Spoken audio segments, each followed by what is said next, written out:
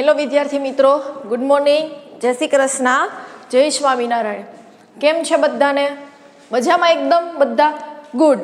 તો વિદ્યાર્થી મિત્રો, આપણે કયા ચેપ્ટરની વાત ચાલે છે? Chapter number 12. શું છે ચેપ્ટરનું નામ? ગુડ, ધ્વનિ. તો ધ્વનિના જે નિયમિત વિડીયો લેક્ચર આવે છે, બરાબર, જોયા છે ને બધાએ? હોમવર્ક કર્યું છે?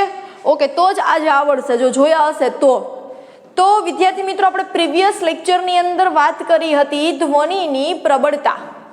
પછી આપણે જોયું હતું એના ગુણધર્મ વિશે, ટોન વિશે વાત કરી હતી, સ્વર વિશે વાત કરી હતી, બરાબર. આજના લેક્ચરની અંદર જે તમને એ ટોપિક પૂરો થાય પછી તમને આપેલા છે અમુક એક એક્ઝામ્પલ આપેલું છે અને આ બધા પ્રશ્ન આપેલા છે. એક્ઝામ્પલ હું લાસ્ટમાં કરાવું છું, પહેલા જેટલા પ્રશ્ન આપેલા છે, બરાબર, એની વાત કરીએ અને ત્યારબાદ આપણે નેક્સ્ટ લેક્ચરની અંદર નવો ટોપિક ચાલુ કરીશું. આ પ્રશ્ન જે તમારે કરવાના હોય પણ હું તમને આજનો દિવસ કરાવું છું, બરાબર છે? તો અહીંયા ધ્યાન આપજો બધા. હવે તમારી ટેક્સ્ટબુકની અંદર તમને પહેલો પ્રશ્ન આવો કંઈક કીધો છે કે તરંગનો કયો ગુણધર્મ, ચલો બધા એવું હોય તો ટેક્સ્ટબુક ઓપન કરશે એટલા માટે તમને ખ્યાલ આવે.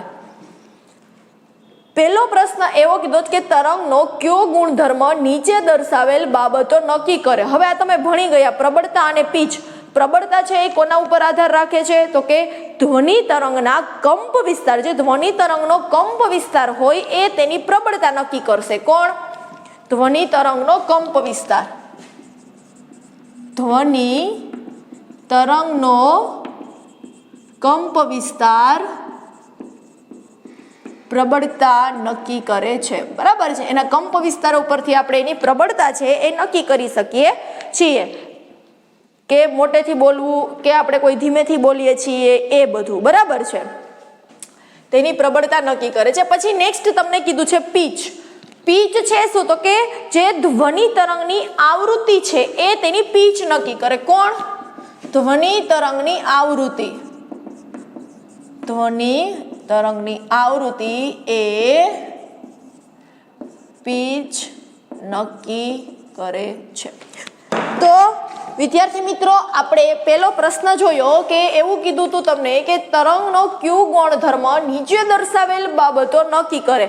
પ્રબળતા છે એ આપણે કોના પરથી નક્કી કરી શકીએ છીએ?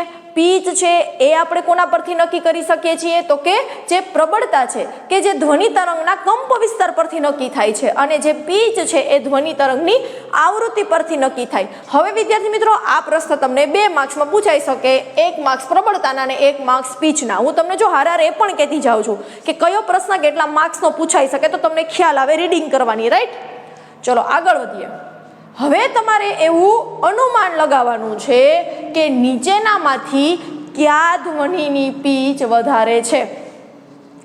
તમે યાદ કરો, હું મોટેથી બોલું છું, હું ધીમે ધીમે આલેખ દ્વારા તમને બતાવેલું હતું કે કયા ધ્વનિની પીચ છે એ વધારે છે અને કયા ધ્વનિની પીચ છે એ ઓછી હશે. ઘોઘરું બોલું અને તીણું બોલું.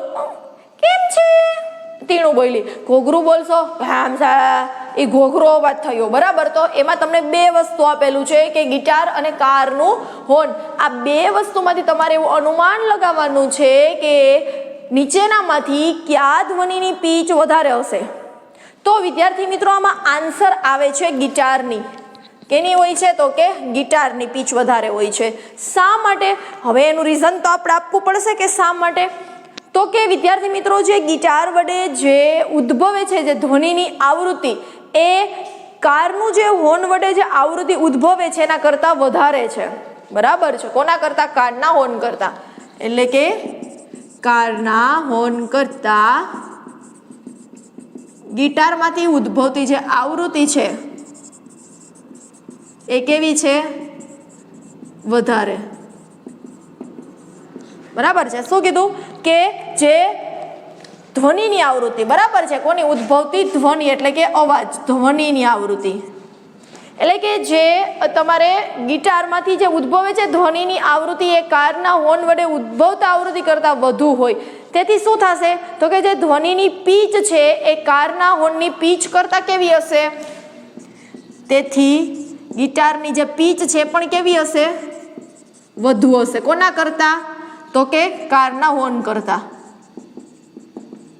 કારણ કે હમણાં આપણે આગળ જ ભણી ગયા કે જેની આવૃત્તિ વધારે હશે એની પીચ કેવી હશે તો કે વધારે હશે. એટલા માટે તમને અહીંયા કહ્યું છે કે ગિટાર છે એની ધ્વનિની પીચ વધારે છે. શા માટે તો કે કારના હોર્ન કરતા જે ગિટારમાંથી જે ઉદ્ભવે છે જે ધ્વનિ એની આવૃત્તિ કેવી છે તો કે વધારે છે. જો ગિટારમાંથી ઉદ્ભવતી આવૃત્તિ એકદમ તીણી હશે અને જ્યારે હોર્ન છે એકદમ ઘોઘરું હશે, એના ઉપરથી પણ આપણે અંદાજ લગાવી શકીએ.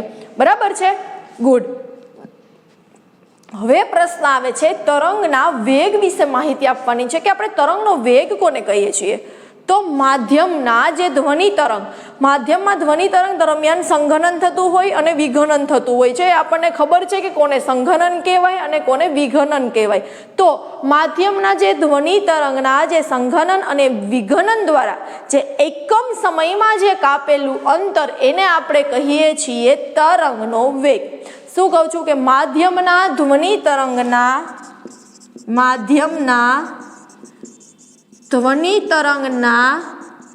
સંઘનન, શું કહે છે, ધ્વનિ તરંગના સંઘનન અથવા વિઘનન દ્વારા, સંઘનન અને વિઘનન દ્વારા એકમ સમયમાં કાપેલા અંતરને, એકમ સમયમાં કાપેલા અંતરને શું કહેવાય છે તો કે તરંગનો વેગ કહેવાય છે. બરાબર છે. એટલે કે માધ્યમના ધ્વનિ તરંગ, એટલે કે માધ્યમની અંદર જ્યારે ધ્વનિ તરંગ ઉદ્ભવતું હોય છે તો એ ધ્વનિ તરંગ દરમિયાન જ્યારે સંઘનન વિઘનન એવું એક શ્રેણી જોડાણમાં થતું હોય તો આ જે સંઘનન વિઘનન થાય છે તો એકમ સમયમાં એ સંઘનન વિઘનન જે કાપેલું અંતર છે એને આપણે કહીએ છીએ તરંગનો વેગ.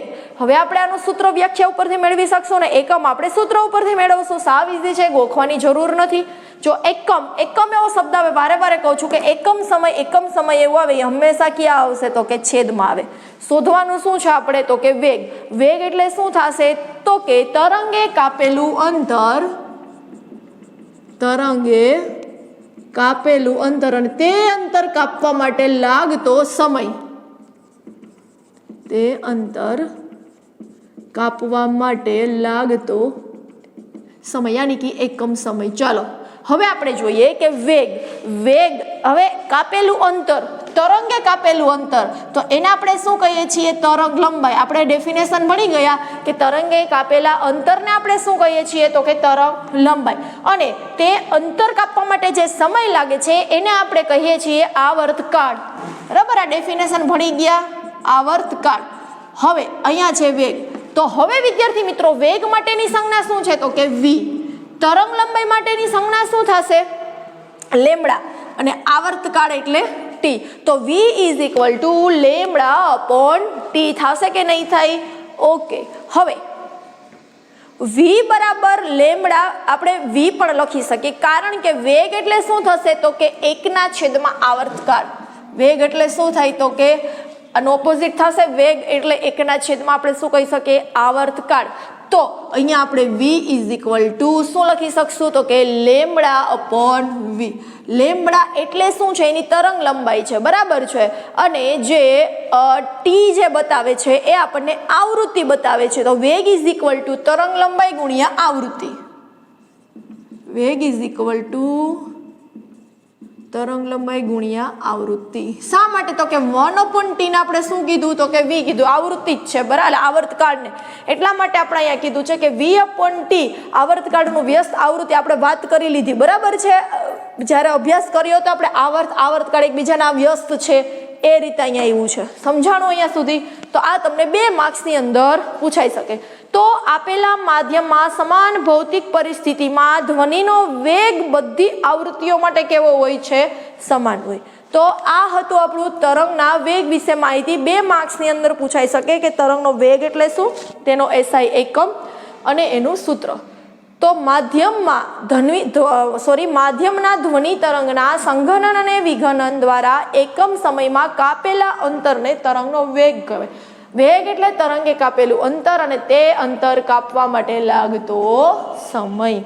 હવે વિદ્યાર્થી મિત્રો નેક્સ્ટ વાત કરવાની છે તરંગ લંબાઈ યાની કે લેમ્બડા, આવૃત્તિ v, આવર્તકાળ ટી અને કંપ વિસ્તાર એને આપણે કહીએ છીએ કેપિટલ A. ડેફિનેશન આપવાની, બધાને ડેફિનેશન આવડે છે. તરંગ લંબાઈ એટલે કે જ્યારે સંગત તરંગની અંદર, બરાબર, સંગત તરંગમાં બે ક્રમિક સંઘનન અથવા તો જે બે ક્રમિક વિઘનન વચ્ચેના અંતરને શું કહીએ છીએ આપણે? તો કે તરંગ લંબાઈ. નેક્સ્ટ આવૃત્તિ, તો માધ્યમમાં કોઈ એક નિશ્ચિત બિંદુ પાસેથી એકમ સમયમાં પસાર થતા અથવા તો સંઘનનો અને વિઘનોની જે સંખ્યા છે એને આપણે એની આવૃત્તિ, તે અંતર કાપવા માટે લાગતા સમયને આવર્તકાળ, અને કંપ વિસ્તાર એટલે કે માધ્યમના કણના જે મહત્તમ જે સ્થાનાંતર થાય છે, આપણે ગઈકાલે જ જોયું હતું, બરાબર છે, કે આવી રીતે હોય તો આ જે સ્થાનાંતર થયું છે આટલું, બરાબર, ઉપરની બાજુ થાય કે નીચેની બાજુ થાય, મહત્તમ વિઘનન અથવા તો મહત્તમ સંઘનન, બરાબર, એને આપણે શું કીધું હતું? તો કે કંપ વિસ્તાર કહ્યું હતું. તો આ તો વ્યાખ્યા સાવિઝી આવડી જાય. ઓકે, ચલો હવે એ પણ તમને એક માર્ક્સની અંદર ડેફિનેશન છે એ પૂછાઈ શકે.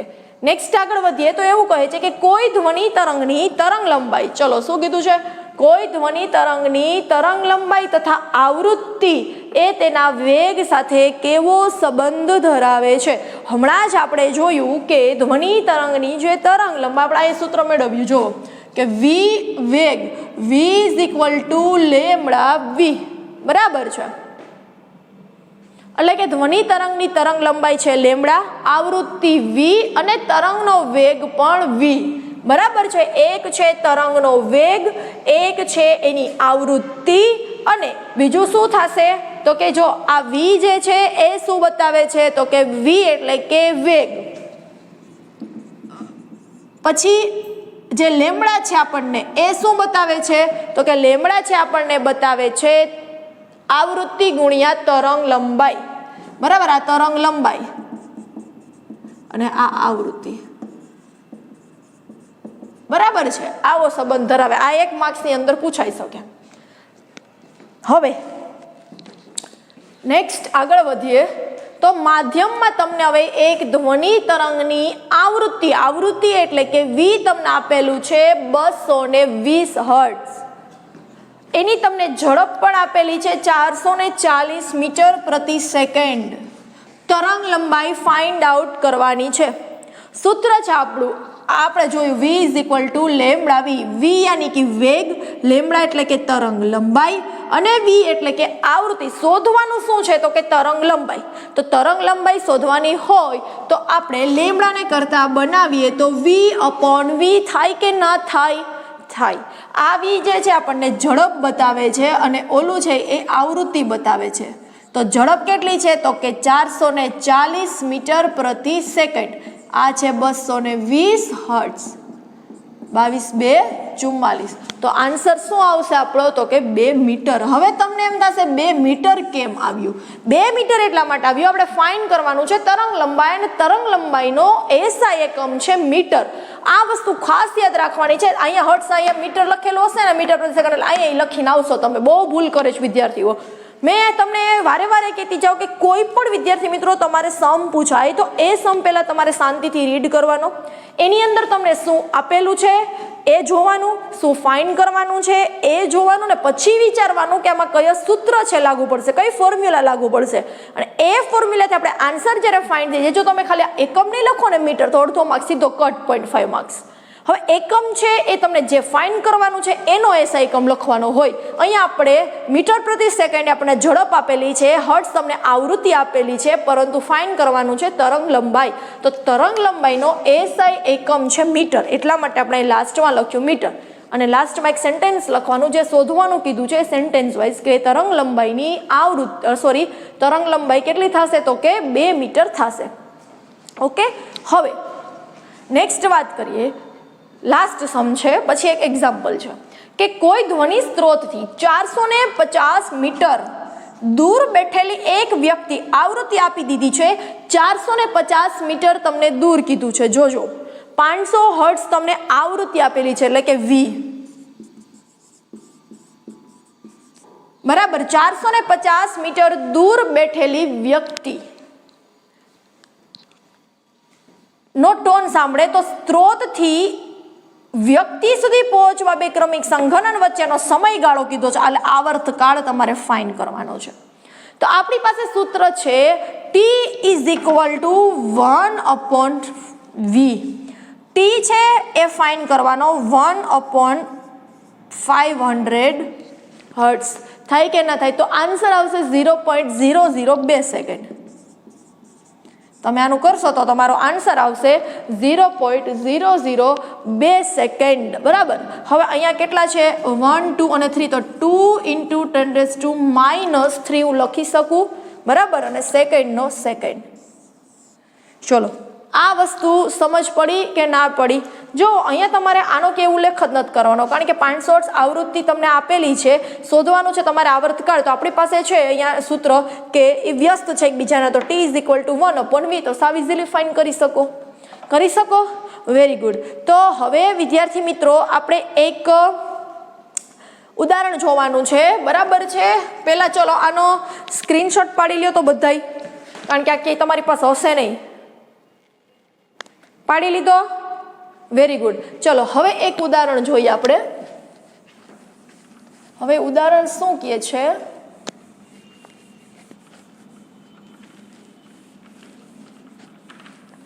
ચલો, ઉદાહરણ વિદ્યાર્થી મિત્રો એવું કહે છે કે કોઈ ધ્વનિ તરંગની આવૃત્તિ 2 કિલોહર્ટ્ઝ છે. ચલો, ધ્વનિ તરંગની આવૃત્તિ આપી દીધી છે.